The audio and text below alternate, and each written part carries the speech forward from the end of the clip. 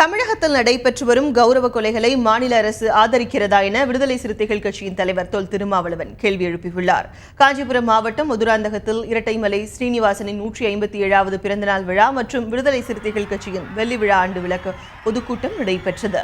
இதில் கலந்து கொண்டு பின்னர் செய்தியாளர்களிடம் பேசிய திருமாவளவன், கௌரவ கொலைகளுக்கு எதிராக தனி சட்டம் கொண்டுவர வேண்டுமென 21 மாநிலங்கள் மத்திய அரசுக்கு பரிந்துரைத்துள்ள நிலையில் தமிழக அரசு மௌனம் சாதிப்பது அச்சத்தை ஏற்படுத்தியிருப்பதாக தெரிவித்தார். எதிர்கால தலைமுறையினர் மதுவால் சீரழிக்கப்படுவதை தடுக்க உடனடியாக பூரண மதுவிலக்கை அரசு அமல்படுத்த வேண்டும் என்றும் அவர் கேட்டுக்கொண்டார்.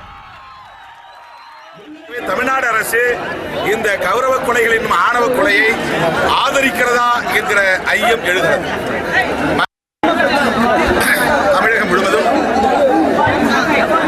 டாஸ்மாக் கடைகள் மிகப்பெரிய சீரழிவை ஏற்படுத்தி வருகிறது.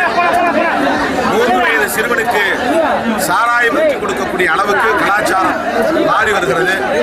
எனவே தமிழக முதல்வர் அவர்கள் தாயுள்ளத்தோடு கருணை உள்ளத்தோடு மதுக்கடைகளை மூடுவதற்கு ஆணையிட வேண்டும்.